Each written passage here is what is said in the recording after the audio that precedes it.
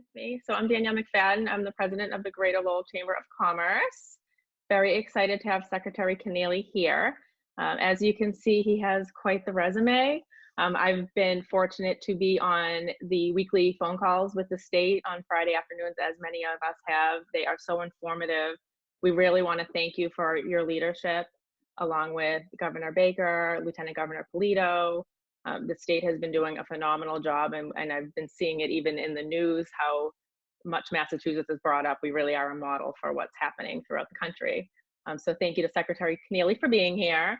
He is the Secretary of Housing and Economic Development. You can see his impressive resume here on the screen. So I'm just going to talk briefly, but he is responsible for advancing the Baker-Polito administration agenda to create economic opportunity for residents, collaborative leadership in communities, in an environment that supports job creation, business growth, and new housing for residents through targeted investments. So we want to thank you for being here. I'm going to stop talking because people do not want to hear from me. They want to hear from you. So thank you very much. Oh, I think you're muted.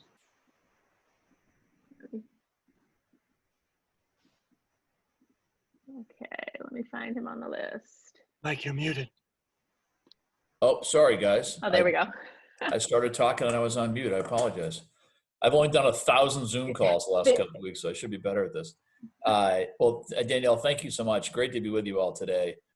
I thought what I might do is provide a bit of an overview on how the administration in general has been trying to address the COVID-19 pandemic. And then, of course, talk specifically about areas in my world of housing and economic development. And then touch on the reopening advisory board that the governor announced last week, which I'm co-chairing with Lieutenant Governor Polito, and talk about the work there. But suffice to say, this has been a 24/7 all hands on deck proposition for the Baker administration going back to March. I believe it was March 14th, the governor announced the formation of the COVID Command Center, which is run by Secretary Mary Lou Sutters from HHS. And it really is meant to be a focal point for all of our efforts across the administration. Every secretariat has a representative that serves or is aligned with the command center.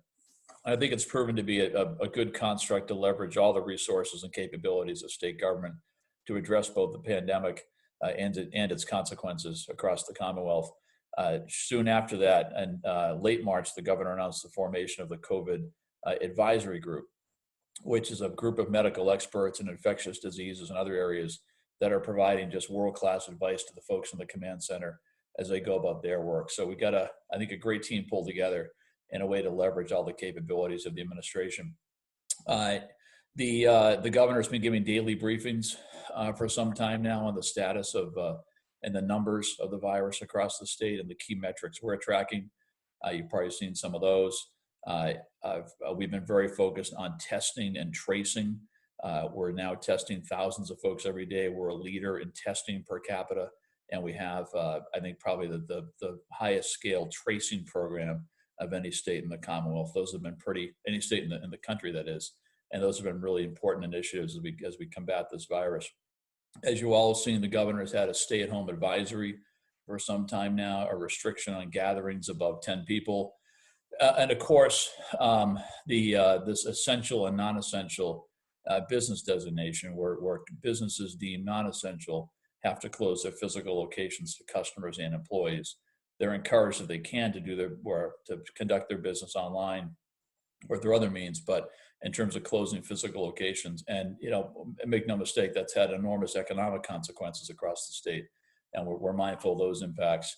And it's all with the goal of trying to slow or stop the spread of the virus. And when we track these numbers carefully, and I think all the science suggests that while what we're trying to do has great consequences, economic and otherwise, it really is necessary to stop the spread of the virus. And we are tracking closely where we are in the curve, and we're hopeful we'll see some good news soon and see us come down the other side of the curve. But the measures put in place around gatherings, around stay at home, around closure of non-essential businesses, again, while they have enormous consequences, the science would suggest is what we need to be doing to stop the spread of the virus.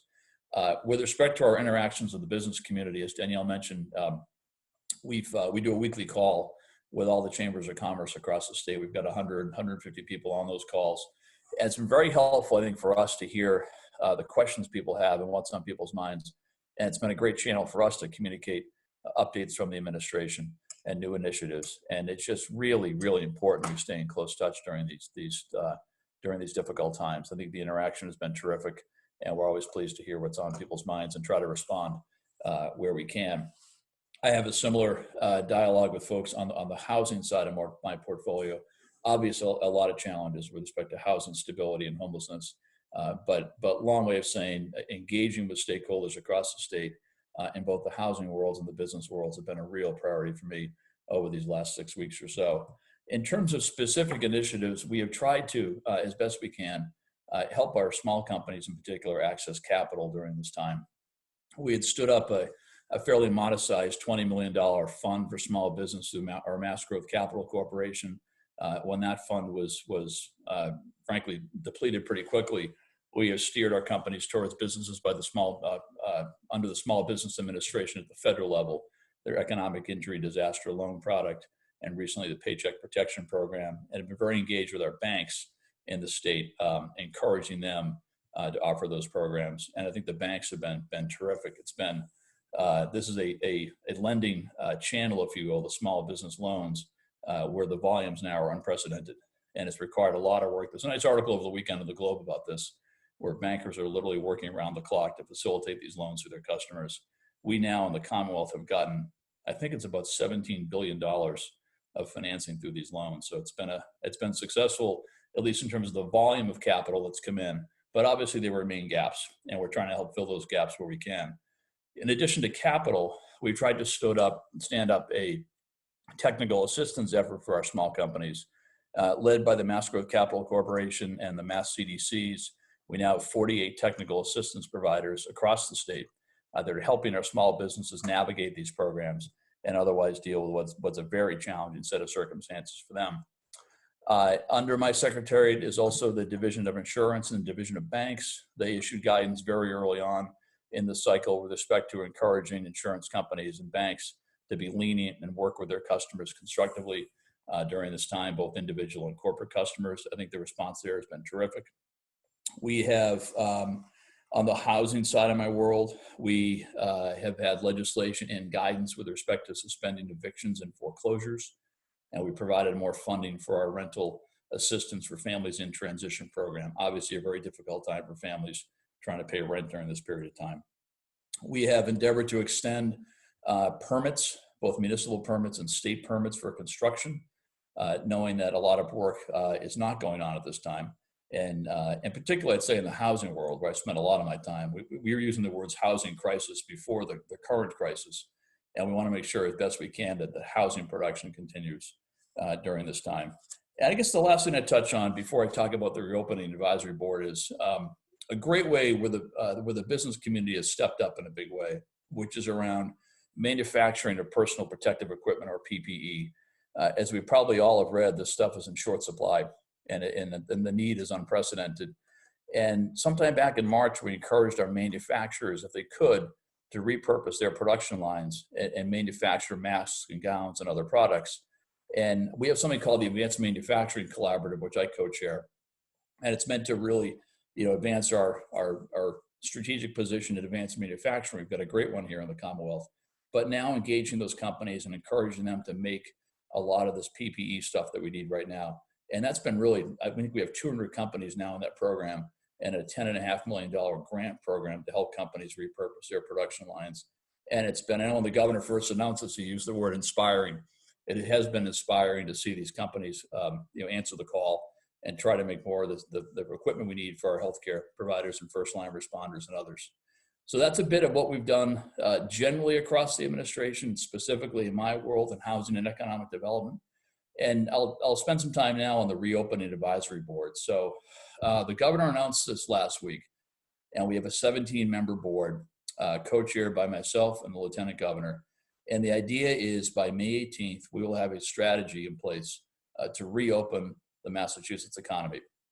I'll say a few words on that. One is that is the date by which we will deliver the report. And when reopening actually happens, it will no doubt happen in phases, and it will happen based on the meeting of certain health indicators. I mentioned the COVID Command Center and the tracking of metrics. What we're going to do is establish the metrics we're going to track. And as we hit certain metrics, as we come down that curve, then we can start to reopen the economy. And we're trying to take a very disciplined, data-driven approach to that, where we establish metrics, track them, and then based on where we are, certain industries can open according to certain protocols and certain phases of reopening.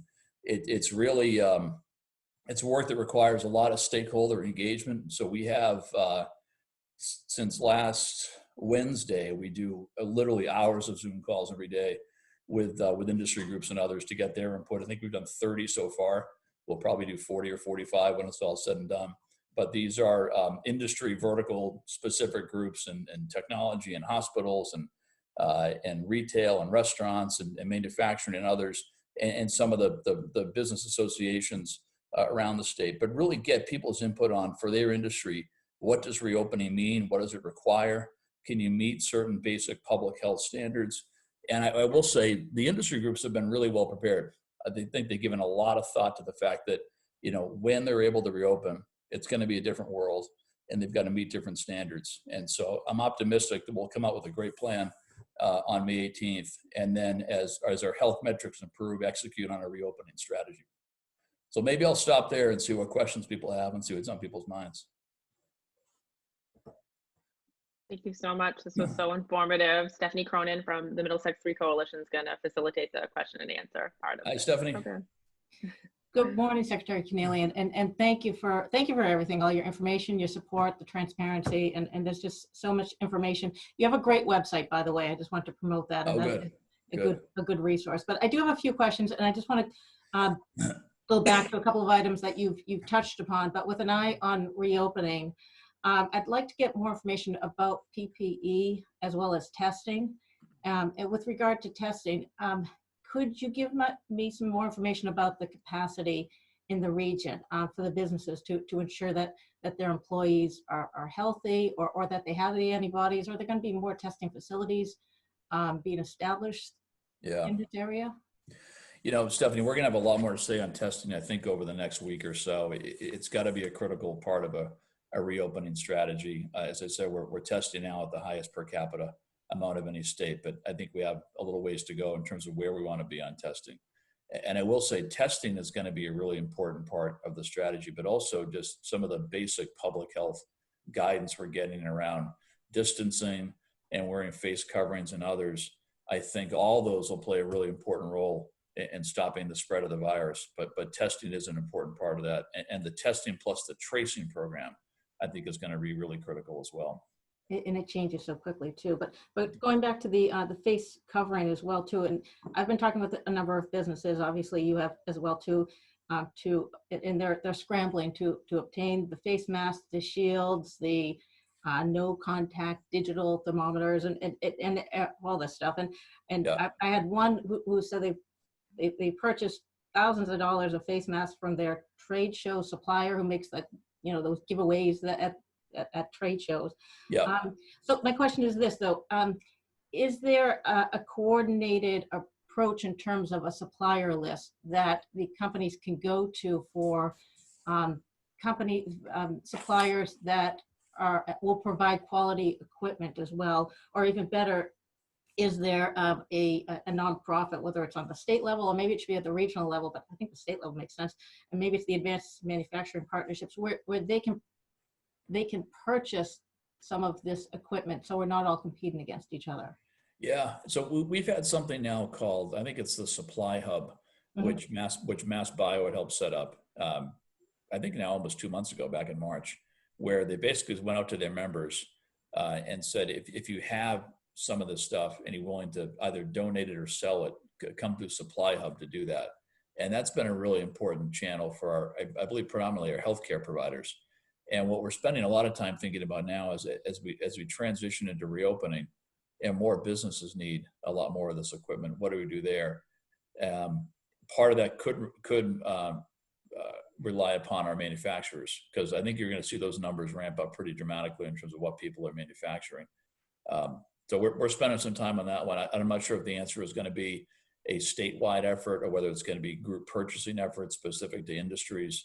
We're having a discussion this morning about trying to benchmark how other states are approaching it. but we're mindful of the fact that there's a greater need for this equipment as more and more businesses need things like face coverings. Great. And so in that same thought, a lot of the companies are really putting a lot of time into creating their procedures, their plans to getting back to work. And obviously there's 1,000 details and it's different for company to company, but there's a lot of overlap as well too. Yeah. Is there, will part of the plan be to create some of the best practices or details that companies, so that we're not all working in our own silos? So information we can share. So Stephanie, you've hit on three things that we're right in the middle of right now. So these are topics that are on my mind 24/7 these days. On that one, what we're literally discussing, debating is what is the level of guidance coming from the state, and is it guidance versus mandatory? And I think well, I'll tell you where we're seeing other states land, whereas there is mandatory things that all companies, all industries have to comply with, and then this industry specific recommended protocols, and that may be a model we go down as well, where it's just very clear, people have to have their face covered, there's got to be distancing, there's got to be a cleaning protocol that makes sense, there's got to be a policy around employees who show up sick. Like, these are the things that a lot of states are saying you have to have, and then you industry figure out how to come up with a tailored program for your workplace. And distancing is very different on a manufacturing floor versus a supermarket versus a restaurant. And so I think we're seeing some of the early states land, and we have the benefit now of watching some other states that have come up the other side of the curve. I think that's where a lot of folks are landing, and the discussions we've had with industry groups have been terrific because they've done a lot of great thinking in this. I mean, if you talk to the work that the life sciences sector's done, or the restaurants or the retailers, they know they're going to be reopening in a different environment with different needs. There's been a lot of great thinking there. Great, thank you. We've got a couple of questions coming in as well too. One is how can firms join one of the industry groups that's meeting with the reopening advisory committee in terms of if they're interested in becoming involved with some of the groups that are already out there? Can companies become involved? Well, let me say a couple of things there. So what we're doing is relying on the established industry associations to come in. And so we've talked to MassBio, we've talked to the mass retailers, we've talked to the restaurant groups, we've spoken with the contractors, we've got the hospitals coming in. So these are really, the established associations where we've been asking them to go out and talk to your members and come back to us. Just given the time constraints, we'd love to hear from every company, but we're really trying to rely on the industry associations to do that. We also, in addition to the presentations to the advisory board, we have a link on our website. We're inviting input from chambers of commerce, for example, where if they were to poll their members and come back and provide input that way, that'd be really helpful for us as well. So it's presentations over Zoom by the major industry associations, and then written submissions from chambers of commerce and other groups. That's how we're looking at it. Great. Also, can you touch upon the reopening in neighboring states? I know we're working with the New York's, the 7 states over in New York, but in New Hampshire, they're going to be opening next week, where many of the Massachusetts residents are going to be crossing the line. Are we communicating with New Hampshire as well too on that? I know the governor's been in communication with New Hampshire, and we were officially part of a group of 7 states: Massachusetts, New York, Rhode Island, Connecticut, Delaware, Pennsylvania, and New Jersey. And I had a call this morning at 7:30 with all those folks to talk about their reopening plans. And some of them are a little bit ahead of us, some are a bit behind, but that's proven to be a great forum for collaboration and see the issues they're wrestling with. And I will say all of us are really trying to approach this work in much the same way, defining what the metrics are for reopening, deciding and having a phased approach, deciding which industries open in which phases, designing overall business guidance that all industries will have to adhere to, and then coming up with industry specific protocols. And I think literally all 7 states are going through that body of work right now. Yeah. So with that in mind, can we talk about childcare and what's the reopening plan for that as well? Our early education commissioner is doing a lot of engagement with the childcare community, both with respect to childcare as employers, because as they think about coming back to work, they've got the same set of considerations any industry does and also thinking about childcare as a key enabler of everybody going back to work.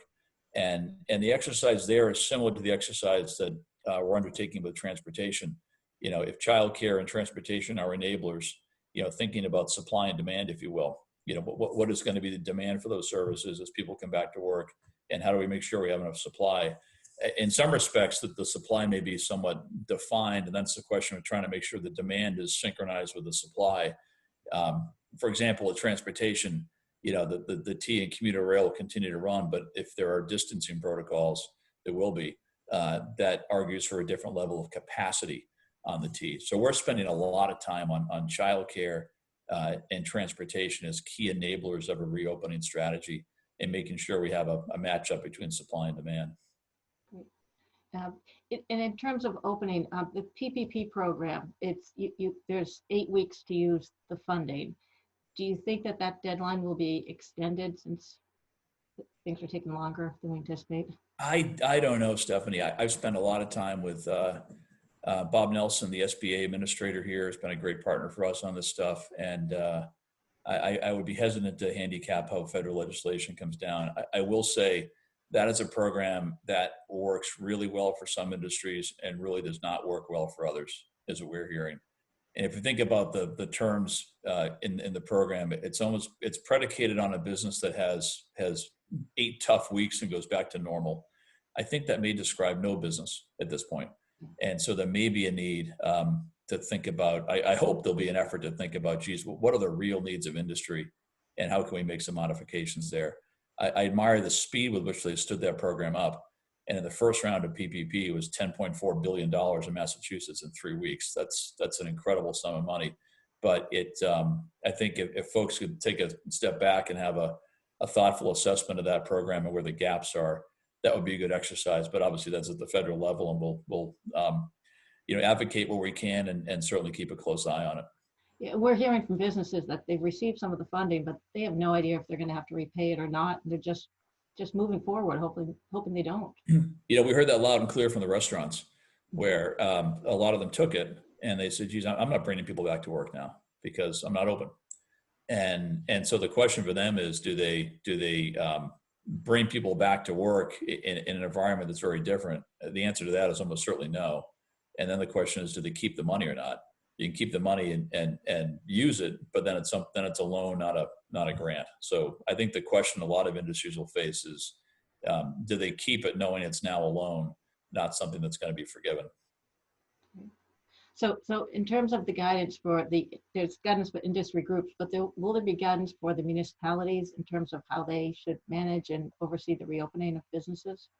We're spending a lot of time with our municipal leaders on this, with the MMA and MAPC and others, and we have 3 mayors on our reopening advisory board. And there's got to be there will be a lot of coordination there with our municipal leaders in terms of what state standards are, how they're going to be enforced. Everything we're doing is going to be in concert with and in parallel with municipal leadership. It has to happen that way. Right. In terms of will there be protocols in place? Because we do hear that there's going to be another round, right? Another spike. So there'll be protocols in place in terms of if there is another spike in the virus in the fall. Well, we hope there won't be. I will say every reopening plan is going to have phases, and we hope we go sequentially through those phases. But we have to be mindful of the fact that there may be pauses or certainly, hopefully not, reversals. But we got to be ready for that. And again, it's all we keep telling ourselves. It's not about dates; it's about data. The healthcare data will tell where we are in which phase and whether we're whether we're red, green, or yellow. But it's going to be really important we define what those phases are, what the data is, and behave according to the data, not any one date. Good. And so in terms of letting businesses know about the information and the reopening guidance and regulations, is it possible to get the information for non-essential business closures so that businesses can plan accordingly in advance of relaxation of the regulations? Well, everything's really going to come out on the 18th. That's the day when the whole plan comes out. And so everybody will get to see everything at the same time then.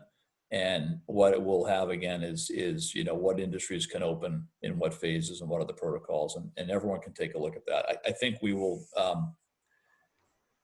I think, you know, we're kind of moving away from this essential, non-essential, and just closure for non-essential. We're in a lot of ways where we're going now is more complicated. But I think that the essential, non-essential stuff at some point goes away as we enter this sort of phased reopening.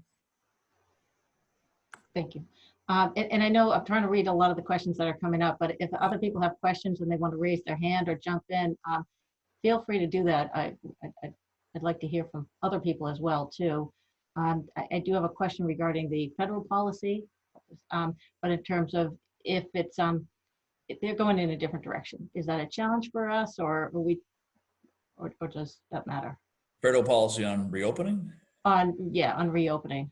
Yeah, I will say the most constructive role the federal government can play is to have, they've issued sort of broad standards, and the federal government includes the CDC and OSHA and other places that lay down some clear markers on things. I think that's where you're going to see the best input from the federal government. And it really is up to the states to figure out, because you know what, we're all in different places on this, even within the 7 states I mentioned that are working together. In terms of where we are in the phase of the virus, we're in 7 different places.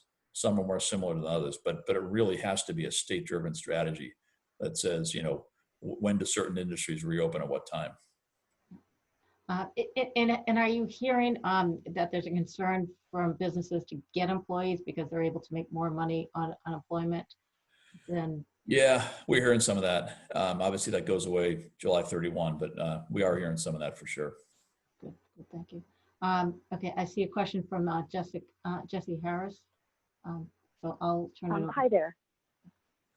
I just wanted to actually follow on to the question about May 18th and the guidance for non-essential businesses and so on. My sense from talking to a lot of folks is that because the current governor's order, stay-at-home order, ends on May 18th, and the advisory council is scheduled to give their report and their guidance on May 18th, that somehow people are kind of conflating the two things and assuming that we're going to reopen or start reopening and find out how we're reopening all on the 18th. And I was wondering if you could offer a little bit more clarification without kind of sharing information that might not be appropriate. But I assume that we'll be probably, it will be phased. It's not going to just open on the 18th. Right. But I think a lot of people are confused about that. It's a fair point, Jesse. I hear that a lot, and it's a tough messaging challenge for us. We tried to be very clear that the strategy will be developed by the 18th. With the governor's orders, they always have to have an end date. You got to pick a date, and the date picked for that was the 18th. But the governor has really tried to message very clearly that the May 18th is not reopening for everything everywhere, and it's going to be according to the strategy we release on that date. But I appreciate the messaging challenge inherent in having the same date apply both to an end date for the orders and for the delivery of the strategy. Okay, so we have a few more questions coming in. One in terms of Pfizer and EMD Millipore, they're working on vaccines, which seems promising. Are you encouraged by the studies, and is the administration supporting these companies to expedite the work? You know, we've been supportive of Pfizer and Millipore throughout a lot of their stages of growth in Massachusetts, helping them expand through infrastructure investments and tax incentives and others. There are 2 terrific companies that have done a great job before the current crisis. So we are highly encouraged by what they're doing, and will continue to be supportive.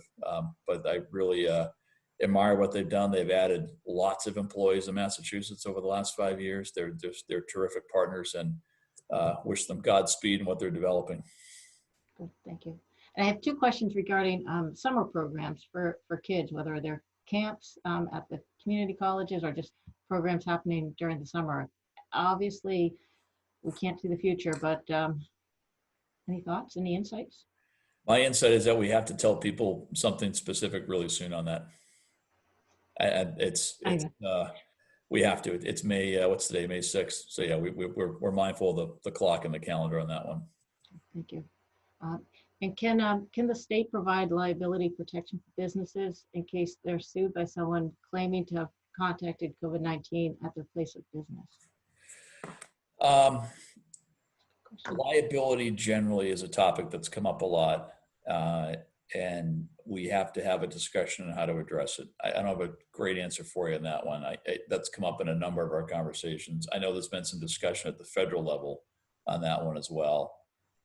That may be one that may be, well, we'll see how the federal government addresses it, but it is something that's on our list. I don't have a great answer on that one right now. Okay, thank you.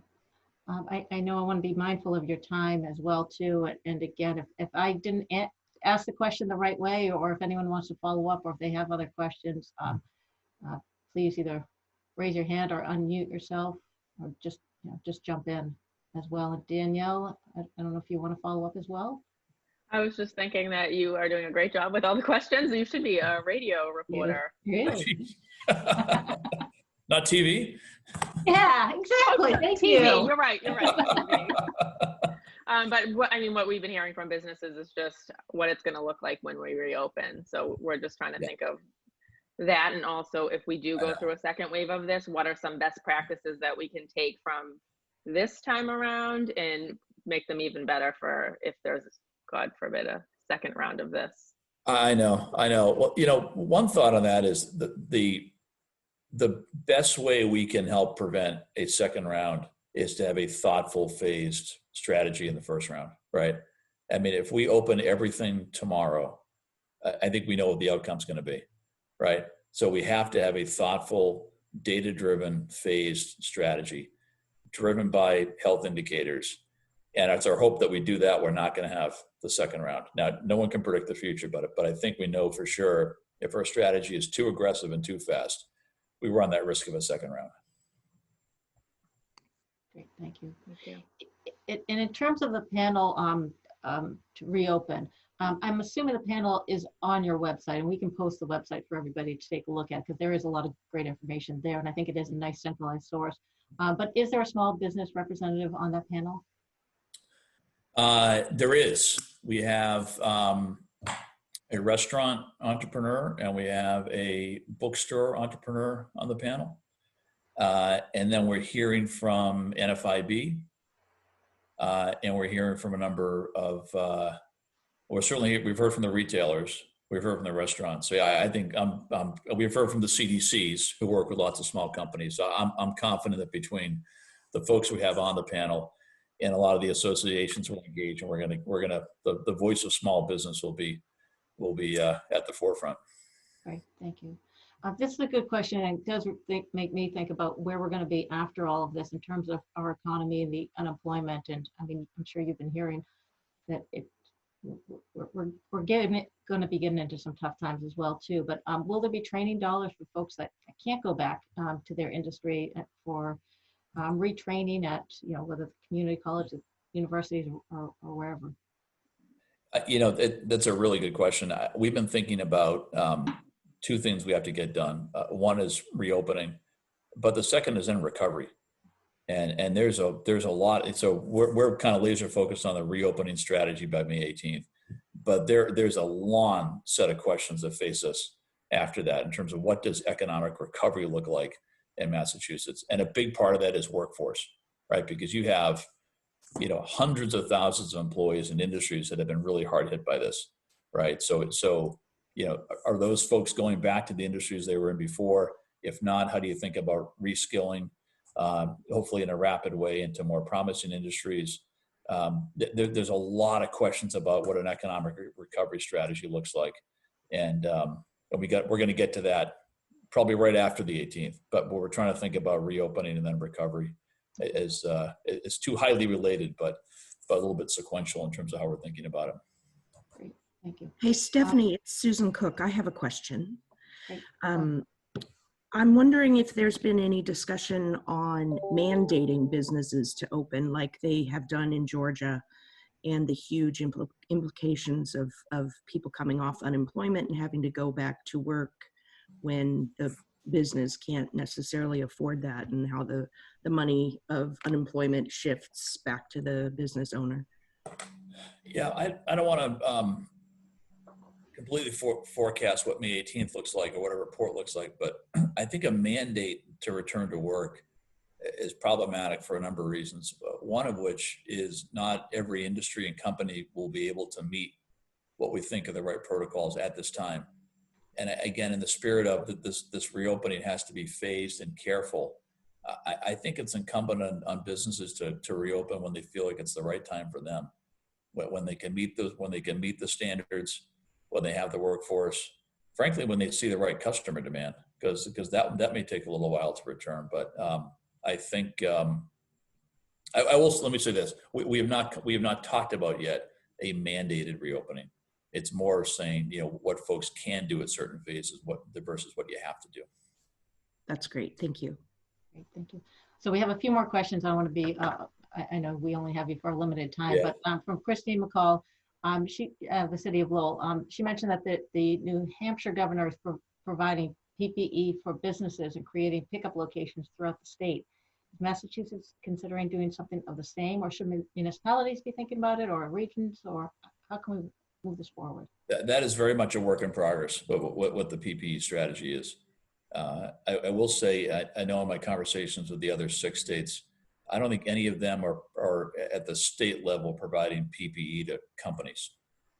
So that's New Hampshire may be the outlier in that regard, but we'll have more to say on PPE as we get closer to the date of the report. Great, certainly critical. I don't understand this question, so maybe you will. The House is looking at the RAW. Okay, you go ahead. So I had been a community college leader that worked on the TACT grants under the Obama administration. And I see that in the House now they're putting up, I think it's RAWA, I think it's Return America to Work Again. And they're talking about grants that are small grants for community colleges and businesses, but they're also looking at partnership grants, which would be the bigger amounts of money if this passes. Why I think this is important is you've got all these industry leaders together right now. You're probably talking a little bit, I assume, about what jobs will have to be developed to open the state safely, and putting people back to work that are out of their current industry because it isn't going to return the way it was. So given that you have people together now, is it time to start saying, hey, think about 2 months down the road, who wants to be on a committee? Because in order to get the funding, you must have a strong industry, community college, and probably a career center grouping that will work on this to get people back into training and into work. I'm not up to date on RAWA, but I'll read up on it. Yeah. No, but you've hit on a really important way to think about the work, which is what does the workforce look like today, and how do we partner with our educational institutions? And we've been doing that work for a long time in the administration. So I'm part of the workforce skills cabinet the governor set up, which is the secretaries of economic development, education, and labor. And we've been working on these issues for literally, since the start of the administration. How do we close skills gaps around the state by region, looking at the needs of industry and the educational institutions in those regions, and how do we create programming that's closely aligned with the needs of industry? So that's we've done the work for a long time, and the work is going to be a little different now in this phase, but I expect it's going to follow the same kind of framework. I think it was May 1st that I saw that they put out the proposal to, and again, they likened it to TACT, where you must have industry connections and industry must be leading your curriculum as well. Yeah. Okay. And you have a handle on that. We don't. All right. I'll take a look. I do have to run to my next, I've got a call at 10, but if it's okay just to spend a minute, I really appreciate everyone's engagement today, and a few lighthearted comments aside, this is a crisis we're in right now, and we're all mindful of that. And I just want folks to appreciate the hard work being done by everybody in the administration to try to address it. And in particular right now, come up with a thoughtful reopening plan. It truly is a very, very challenging time for all of us. And we'll get through this the way we get through everything in Massachusetts, which is together, by collaborating and listening. So I thank you all for the chance to come speak with you today, and look forward to working with you in the future. Thank you for your time and for all your support. And please, whenever we can do in this region, please reach out to us. So we all right. Are partners. Thank you. Thank you, Stephanie. Thank you, Danielle. Thanks, everybody. Thank you very much. We really appreciate it. Got it. Take care. Bye-bye. And thank you for everybody that attended. We're getting some great feedback. And what I'm going to do is I will email everybody this recording, as well as contact information for myself Stephanie Cronin, Pete Farkas at the Workforce Board, Christine McCall, the City of Lowell. I know State Rep Colleen Gary's on the call. We have, if I could name everybody, we really appreciate everybody that's here. If you have any specific feedback, we'll be submitting the form to the governor with small business feedback, so please feel free to email me and just reply to the email that I send, and we'll include your feedback on that form that's going to go to the reopening task force. So I don't know if Stephanie has anything to add. No, just thank you as well for organizing all of this too. And if there's anything that we can do, certainly please reach out to us. And Christine, Pete? Yeah, just to follow up on RAWA, however we want to call it, it's relaunching America's Workforce Act. So it's $15 billion. Obviously, it's just in the committee. It was approved by the committee. But that $15 billion is broken up in a lot of different ways. And I can share, Stephanie and Danielle, if it's worth sharing out in terms of a breakdown of what it is. We don't know exactly how that $15 billion, if it does become law, how it would be distributed to the states. But if it's anything like it was back during 2007 and the Great Recession, a lot of money went to the workforce boards and the career centers because they're seeing the people that need to be retrained, what we consider a dislocated worker. So that potentially is how some of the money will be allocated, is towards, it goes to the state, and then the state breaks it out into the local areas. So more to come on that, but I can share with you like a 2-page that breaks out a little bit more in terms of what's in that $15 billion. There's a lot there. So if you could send that to me today, I'll send that in the email that I send out. And Brian Curtin also mentioned what website was mentioned. I'll put all those kind of resources that we've talked about in the email as well, so that people don't have to be writing down like I am right now. Does anybody else have any questions, feedback, comments? We want to continue offering these resources. So if you have anybody that you'd like to hear speak, or anything topics you'd like covered, let us know. We're all about partnering together and offering these resources for anybody who is interested in them. So that's another thing that you can do. Reach out to whoever your contact is, whether it be myself, Pete, Stephanie, Christine, and let us know, and we'll be sure to start putting the wheels in motion. I'm speaking on behalf of everybody. They're like, great, thanks. Thank you. And I did have a nice slideshow that I tried to share at the beginning, and it's my computer tends to freeze for some reason when I make something full screen on a slideshow. So I'm going to include that too. Good. Great. Just for me. Well, we hope that everybody has a really great day.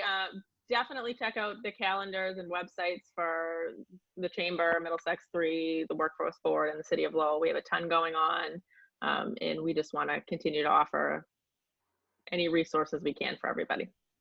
So on that note, have a wonderful Wednesday, and we'll see everybody soon. Thanks. Thank you. Thank you. Bye-bye. Bye, everyone.